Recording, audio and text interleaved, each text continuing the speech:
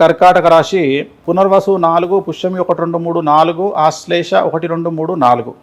So కర్కాటక రాశి వారికి గ్రహస్థితిని పరిశీలిస్తే క్రోధినామ సంవత్సరం అంతయు శుభాశుభ మిశ్రమ ఫలితాలు కొనసాగును. ధనముకు ఇబ్బంది రాదు, ధనాదాయములు బాగుండును. అనుకున్న వారికి సమయానికి అవసరమైన ధనము అప్రయత్నంగా సమకూరును. ఎప్పటి నుంచో రావాల్సిన పాత బకాయిలు వసూలగును. రుణ బాధలు తీరిపోవును. అవసరమైన వాటికి తగిన సహాయ సహకారం అందించడంతో వారు మీకు కృతజ్ఞులై ఉండగలరు. మనోధైర్యం పెరుగును. కీర్తి గౌరవ మర్యాదలు పెరుగును. కానీ ఆరోగ్యం మాత్రం మందగించును. కారణం ఏంటంటే అష్టమశని నడుస్తూ ఉంది. కర్కాటక రాశి వారికి అష్టమశనిలో ఆరోగ్య సమస్యలు ఏర్పడే అవకాశం కనిపిస్తూ ఉంది. అలాగే భార్య భర్త మరియు సంతానం యొక్క ఆరోగ్యము ఆందోళనకు గురి చేయును. శారీరక శ్రమ పెరుగును, అశాంతి పెరుగును, అలసట పెరుగును, కొన్ని పనుల యందు ఆటంకం ఏర్పడును. మరి ముఖ్యంగా వాహన ప్రమాద సూచనలు గోచరిస్తూ ఉన్నాయి. గుర్తుంచుకోవాల్సిన విషయం, కర్కాటక రాశి వారికి వాహన ప్రమాదాలు ఏర్పడే అవకాశం ఉంది. జాగ్రత్తగా ఉండండి. రాత్రి ప్రయాణాలు అవాయిడ్ చేయండి. సంవత్సర ప్రారంభం నుండి ఉత్సాహంగా ఉందరు. అప్రయత్న కీర్తి లాభము, ధనలాభము, అప్రయత్న కార్యసిద్ధి, గురు దైవ దర్శనం చేయుదురు. కీర్తి వృద్ధి కలుగును. బలము తేజస్సు ఎల్ల చోట్ల జయము కలుగును. శత్రువులు మిత్రువులగుదురు. మంత్రసిద్ధి కలుగును. పుణ్యక్షేత్ర సందర్శన చేయుదురు. సత్పురుషుల సాంగత్యం లభించును. మనోవికాసమును కలుగును. సంగమునందు గుర్తింపు గౌరవ మర్యాదలు కలుగును. నూతన పదవి యోగము కలుగును. దుష్టుల పన్నాగములచే ముందుగానే గమనించి వారికి తగిన బుద్ధి చెప్పగలరు. మేము ఆశ్రయించిన వారికి తగిన ప్రోత్సాహం ఇచ్చి గౌరవ మన్నలను పొందగలరు. భార్య భర్త సంతానము కావలసినటువంటి విద్య ఉద్యోగ కార్యము సత్వరంగా నెరవేరగలవు.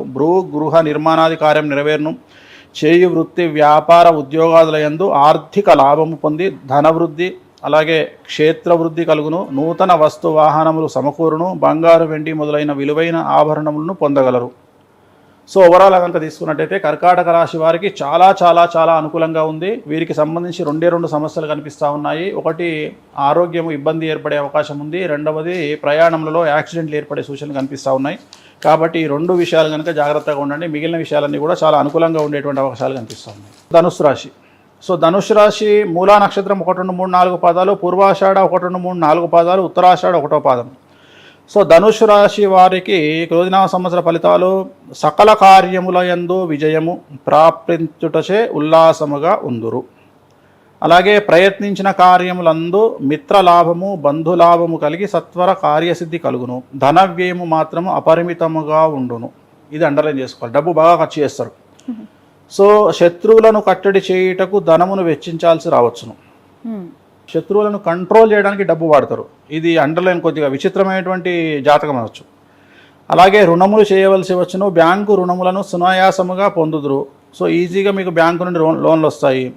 చిన్న చిన్న అనారోగ్య లోపం నుండే అవకాశం ఉంది. దానివల్ల మెడిసిన్ తీసుకోవాల్సిన రావచ్చు. బంధుమిత్రులతో కలహ వాతావరణం ఉండును. శుభకార్యములు చేయుదురు. గృహ నిర్మాణాది కార్యక్రమాలు సిద్ధించును. ధైర్యముతో సమస్యలను ఎదుర్కొని విజయాన్ని సాధించగలరు. ప్రారంభములు అంటే ఏప్రిల్ మే నెలలో కొంత ధనాన్ని వ్యయం ఎక్కువగా ఉంటుంది. సో 1కి 10 రూపాయలు ఖర్చు చేయాల్సి రావచ్చు. కొద్దిగా శత్రుబాధ ఉండే అవకాశం ఉంది. శత్రువుల పన్నాగములు తెలుసుకొని వాటికి ప్రతిక్రియ చేయటం వల్ల ధన వ్యయము కలుగును. ఆరోగ్య లోపములు సంభవించును. నేను మాట్లాడేది ధనుసు రాశి వారికి ఏప్రిల్ మే 2 నెలలే. తర్వాత చాలా బాగుంటుంది. సో మిత్రులు శత్రువుల వలె విభేదించెదరు. సో జాగ్రత్తగా ఉండాలి. అలాగే కోర్టు కేసులు ఏమన్నా ఉంటే అది కంటిన్యూ అయ్యే అవకాశం ఉంది. వ్యసనములకు అలవాటు పడదురు. సో భార్యాభర్తల మధ్యన కలహములు ఏర్పడును. మానసిక ధైర్యము తెగువ ఏర్పడును. అంటే ఏమైతే అది అయింది అనేటువంటి విధంగా ముందుకు వెళ్ళే అవకాశాలు కనిపిస్తూ ఉన్నాయి. సో ప్రయాణాల విషయంలో జాగ్రత్తలు తీసుకోండి. చిన్న చిన్న వాహన ప్రమాద సూచనలు గోచరిస్తూ ఉన్నాయి. మరీ ముఖ్యంగా తల్లి ఆరోగ్యము బాధించే అవకాశం కనిపిస్తూ ఉంది ధనుసు రాశి వారికి. అంటే తల్లి కనుక ఉంటే తల్లి ఆరోగ్యము ఇబ్బందికి గురి చేసే అవకాశం ఉంది. మరీ ముఖ్యంగా కొన్ని ముఖ్యమైన వస్తువులు పోగొట్టుకునే అవకాశం కనిపిస్తూ ఉంది. కళ్ళకు సంబంధించి జ్వరము లేదా కళ్ళకు సంబంధించిన అనారోగ్యం ఏర్పడే అవకాశం కనిపిస్తూ ఉంది. సో మనం కనుక తీసుకుంటే వస్తువులు పోగొట్టుకునే అవకాశం అంటే ఈ మధ్యకాలంలో ముఖ్యమైన వస్తువులు అంటే cell phone. So cell phone పోగొట్టుకునే అవకాశం కనిపిస్తూ ఉంది. సో ధనుసు రాశి వారికి చాలా బాగానే ఉంది.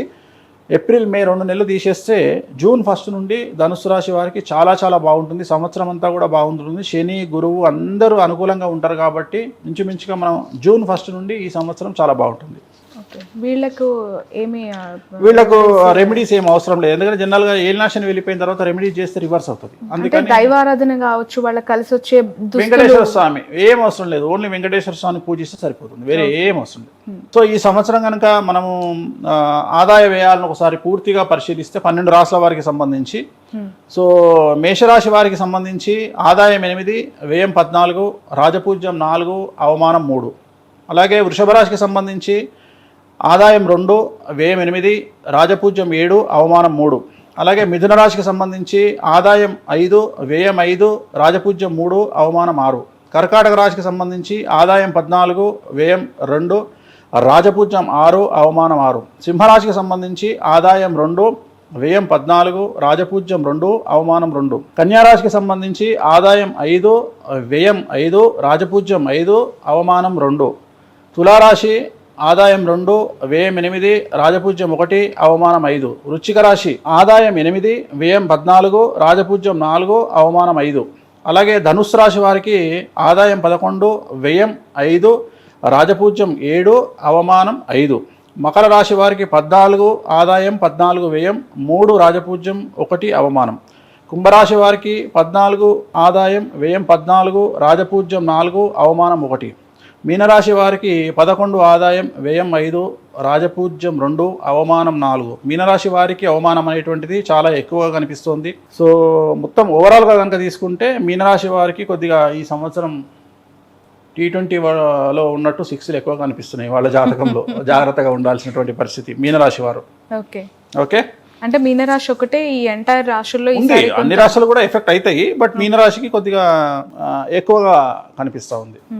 ఎక్సలెంట్ గా ఉన్న రాశులు ఏంటి? మేషరాశి, కర్కాటక రాశి, కన్యా రాశి, ధనుస్సు రాశి, వృశ్చిక రాశి, ఈ రాశులు చాలా బాగున్నాయి. ఓకే, యావరేజ్గా ఉన్న రాశులు ఎబో ఓకే ఉండే రాశులు మిథున రాశి, సింహరాశి, అంతే. ఓకే, ఇంకా బాగా సమస్యలు ఉన్నటువంటి రాశులు కనుక తీసుకుంటే వృషభ రాశి, తులారాశి, మకరం, కుంభం, మీనం, ఈ రాశులు బాగా నెగిటివ్ రిజల్ట్స్లో ఉంటాయి. రాశులు ఓవరాల్గా మీరు చెప్పారు, 1వ పాదము ఆశ్లేష నక్షత్రం ప్రకారం అని చెప్పారు కదా. ఇండివిజువల్గా చూసినప్పుడు వీటి ఫలితాలు మారే అవకాశం ఉంటుందా? తప్పకుండా. ఇప్పుడు వీటిని మనం మాట్లాడుకుంది గోచారం అంటాం. ఇప్పటి వరకు మనం చెప్పుకున్న ఫలితాలన్నీ కూడా గోచార ఫలితాలు, అంటే సంవత్సర ఫలితాలు. వీటిల్లో జాతకాన్ని బట్టి 20% ఫేస్ చేసే అవకాశం ఉంటుంది. ఇవి 20%. వ్యక్తిగతమైనటువంటి జాతకానికి వచ్చినప్పుడు సపోజ్ గురువు చాలా బాగున్నాడు అనుకుంటే వాళ్ళకి ఏం సమస్యలు ఉండవు, శని బాగున్నాడు అంటే వాళ్ళకి ఏ సమస్యలు ఉండవు. సో నేను చెప్పిన దాంట్లో కొన్ని సమస్యలు ఉండొచ్చును, కానీ 20% ఉంటే అందరికి ఉండాలని రూల్ ఏం లేదు. కానీ కొంతమందికి 100కు 1000% కూడా ఉండొచ్చు.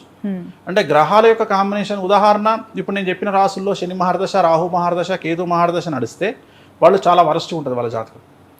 సో వాళ్ళకు గురు మహర్దశ నడిస్తే బాగుంటుంది, శుక్ర మహర్దశ నడిస్తే బాగుంటుంది. దశాచిత్రం ఇప్పుడు మనం మాట్లాడుకుంది గోచారం, రెగ్యులర్గా ఇండివిజువల్ జాతకం, గ్రహచారం.